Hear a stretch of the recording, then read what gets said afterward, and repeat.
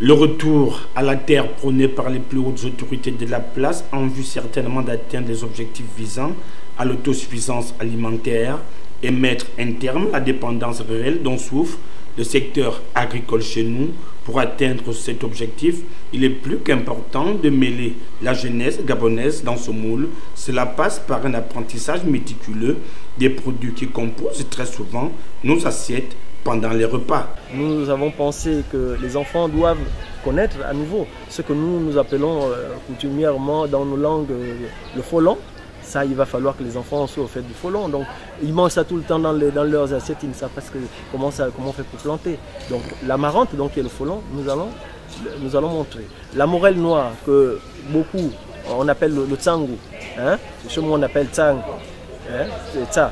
Donc, ça va être montré. Comment on fait? L'oseille. Hein? Et après, nous allons remonter un peu parce que c'est aussi maintenant dans notre environnement, à savoir la laitue, la tomate, l'aubergine violette. Ce sont des éléments que nous allons avoir à intégrer et donc permettre aux enfants de connaître comment se fait la plante, comment se fait la récolte et comment on fait pour entretenir tout ça. Au sein des établissements publics, cette question fait désormais son grand retour. À l'exemple de l'école publique de Damas 1, un projet scolaire dénommé « Le retour à la terre phase 3 » vient de voir le jour avec l'appui du corps administratif de cet établissement. Lors des États généraux de l'éducation nationale de 2010, l'accent avait été mis sur les bonnes pratiques que le système éducatif avait perdues.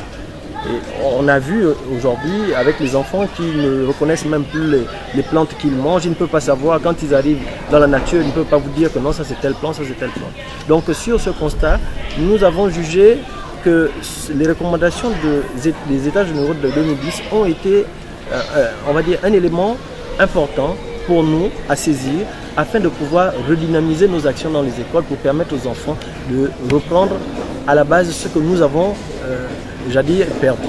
Alors c'est comme ça que donc, nous avons pensé qu'au niveau de l'école, nous pouvons lancer l'agriculture. Les précédentes étapes de ce projet ont permis aux élèves de 5e année de mieux appréhender les bienfaits de ce projet.